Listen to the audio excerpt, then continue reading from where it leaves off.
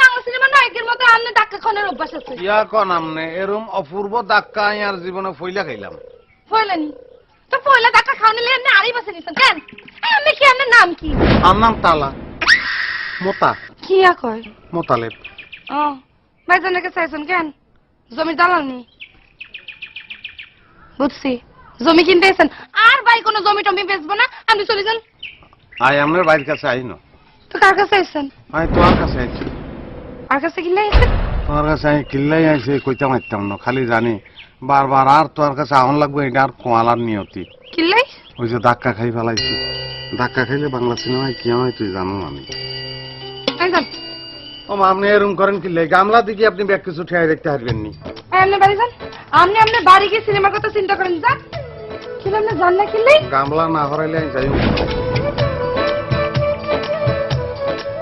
আচ্ছা যাই কেন?